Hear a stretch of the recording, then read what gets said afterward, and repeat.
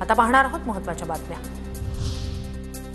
मुंबईतील गणेशोत्सव मंडळांची आज संध्याकाळी बैठक। वांद्र्यातील रंगशारदा सभागृहात पार पडणार बैठक। उद्धव ठाकरे मार्गदर्शन करणार।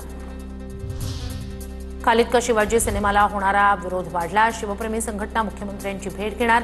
सिनेमावर कायमस्वरूपी बंदी आणण्याची मुख्यमंत्र्यांकडे मागणी करणार। अंधश्रद्धा निर्मूलन समितीचे संस्थापक डॉक्टर नरेंद्र दाभोलकर यांच्या हत्या प्रकरणातील दोषी शरद कळसकरचं शिक्षेला आव्हान।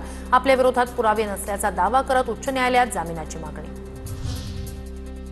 राज्य सरकारी कर्मचाऱ्यांच्या महागाई भत्त्यात 2% वाढ। महागाई भत्ता आता 53%वरून 55% होणार।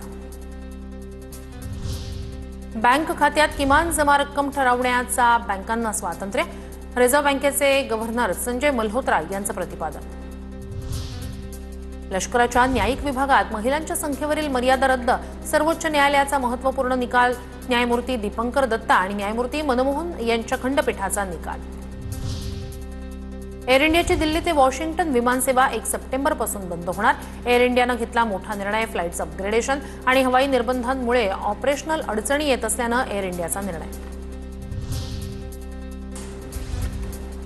विद्यार्थ्यांच्या शिष्यवृत्तीची रक्कम वजा करून उर्वरित शुल्काचीच आकारणी केली जाणार।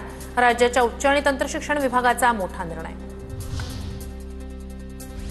15 ऑगस्टपासून राज्यासह देशभरातील भारतीय राष्ट्रीय महामार्ग प्राधिकरणाच्या अखत्यारीतील महामार्गांवर फास्टॅग वार्षिक पास उपलब्ध होणार।